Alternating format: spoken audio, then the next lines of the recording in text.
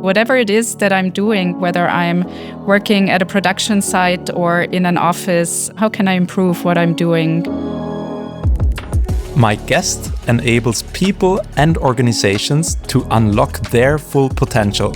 Society and the corporate world really go hand in hand, and companies have a lot of power in order to distribute equal opportunities. As managing partner at Factor D, she focuses on empowering businesses while driving social progress. If the people are doing well, the economy is doing well. I think we should keep the focus on the people. My name is Alexander. I'm part of the People and Culture team at Greiner. Greiner Talks. We talk transformation. Listen in and get inspired. Welcome, Susanne Hamscha. Thank you for having me. Susanne, what a nice change of scenery. We are here at the beautiful offices of Factor D in the heart of Vienna. How does the offices look like? And thank you for inviting me. Well, our office is actually fairly small. We're sharing an office with myAbility, our friends who drive inclusion in the workplace. And we're very lucky that we can share the office with them and also collaborate with them on projects. Yeah, we are 3 people here in the office. We have 3 desks here. My dog is usually here, unfortunately not today. He's our well-being manager, as I like to say. And this is where the magic happens. Susanne, we are talking about social progress today, about diversity. We want to understand how businesses contribute to such progress and actually how they can benefit from it. But first of all, I'd like to get an understanding. Where do we actually stand as a society, let's say in a European context? Is there still a lot we have to work on to fight for? Yes, I do think so. But at the same time, I think we also need to keep things in perspective. Society is changing, the world is changing, and obviously the work sphere has to adapt to this change. And I think that's something that we've gone through time and again in the course of history. So this is nothing new. And it's just about trying to shape that change and be active in this change instead of having to always react, right? Proactively shaping change always feels better, is the better position to be in. Susanne, I came here on public transport, which works excellently in Vienna. We have a great healthcare system in Austria by international standards, and our economy is fairly stable. Is there still a lot of room for improvement? Well, absolutely. We're super lucky to be living in Austria, to be living in a city like Vienna. And still, if we look at our society, I think we do see that there's people who have it a little bit harder, who have less opportunities, who are less privileged in our society in terms of, the access they have to education, to good jobs. And I do think that only once there is an equal distribution of opportunities, we will have truly arrived at a fair and just society.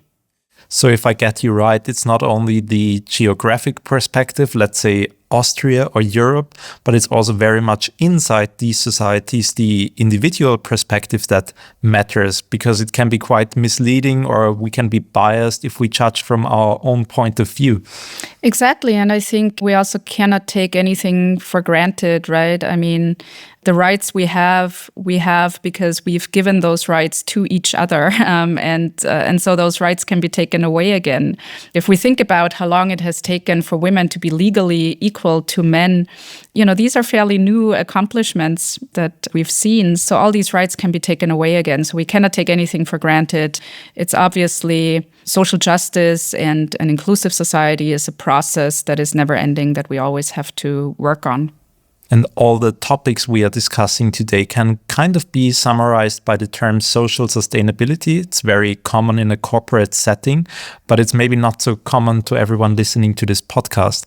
How would you describe social sustainability? What is that actually? Mm-hmm. Well, many people, when they hear sustainability, will think of ecological sustainability, right? Protecting our planet. But in order to protect our planet, we also have to protect the people who inhabit the planet. And that's what social sustainability tries to cover. How can we give people equal access to education, human rights, equal rights? That's also something that social sustainability is concerned with. How can we make sure basically that people are able to thrive, are able to build a good life for themselves and are healthy and feel well. That's issues that social sustainability is concerned with. So sustainability, that's not only ecological aspects, that's also society, but economy as well.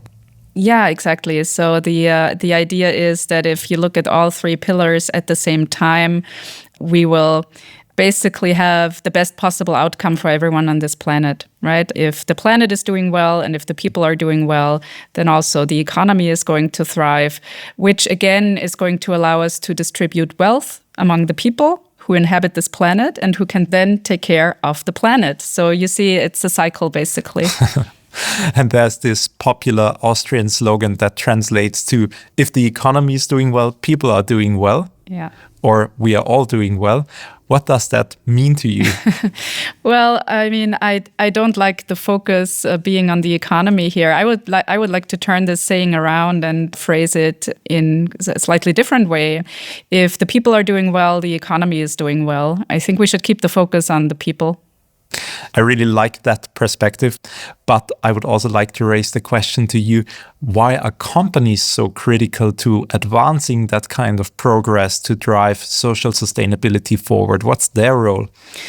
Well, I think what we need to do is really look at companies and society as spheres that basically overlap or intertwine, right? It's not like the economy is on that side and society is on the other side of the spectrum, but society and the corporate world really go hand in hand. And companies have a lot of power in order to distribute equal opportunities, because it's really about who is getting a job, right? Who is being given an opportunity. And that's something that companies have a lot of control over. So these things really go hand in hand. And here at Greiner, you have been supporting a lot in actually creating our diversity strategy and giving us your external expertise and help us to focus on the topics that are the most crucial topics, because in diversity, in inclusion, there's so much you could do and you could work on.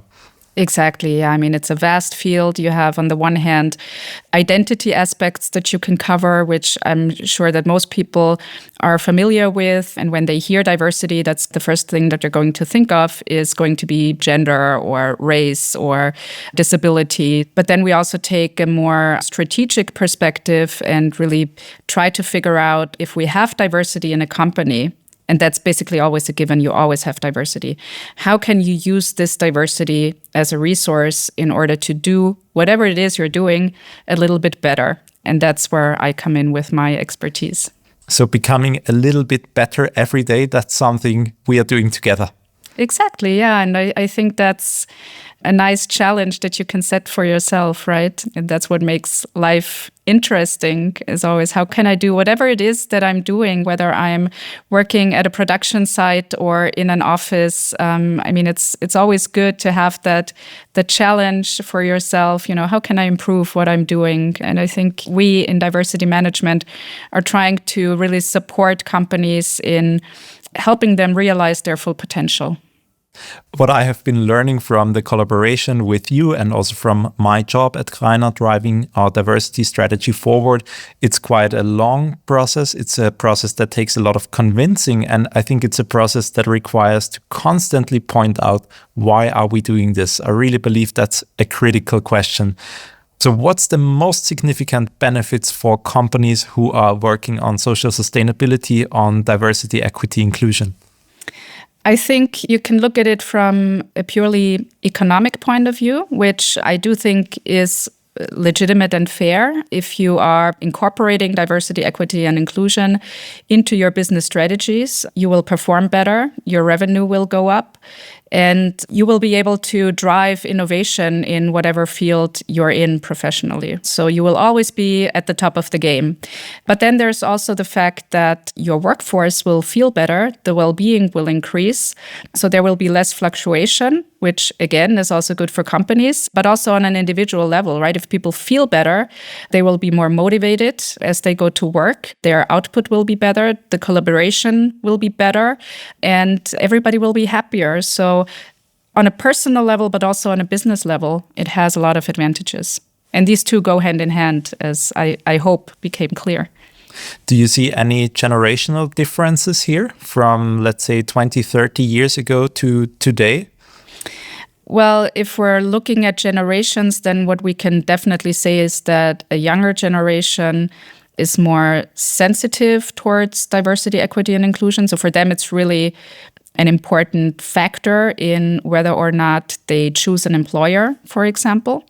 But what's always really heartwarming, I want to say, to me is when I engage with my clients, and particularly in workshops where I have people of all generations, is that a lot of people who are, let's say, 50 plus, they really also feel the importance of this feeling of belonging. And you can feel how that's something that they've lacked for really a long time or a huge part of their professional career. And now that companies start to pay more attention to this topic, they feel sort of in the last stage of their career, they feel like they've finally arrived somewhere. And that's always very heartwarming to see. So the corporate world is definitely changing. Yeah, I do think so.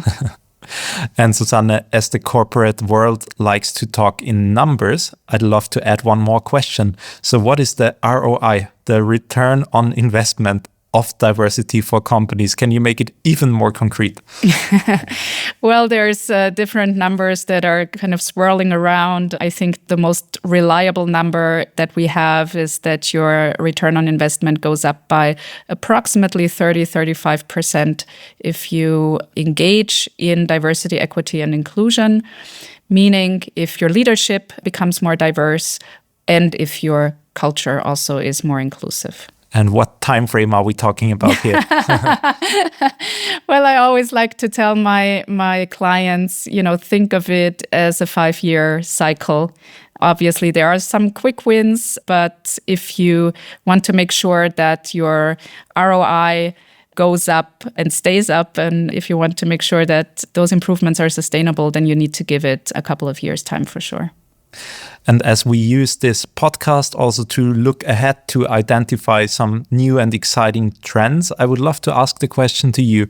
You are working with clients from different industries, different fields, and you have a lot of expertise in this topic of social sustainability, of diversity. What would you like to see in the corporate world when it comes to diversity, let's say?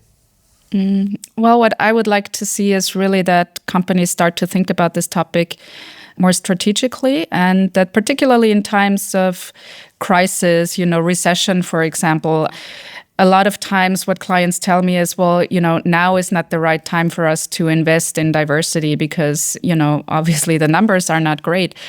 And I wish that people would really understand that diversity, equity, and inclusion can be a key to solving those challenges that we're faced with in times of crisis, that it's going to give us a head start as we're trying to go through this recession.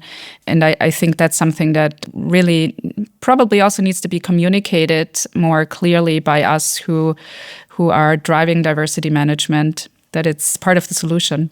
So taking that long-term perspective, that's the most important thing. Exactly. Yeah.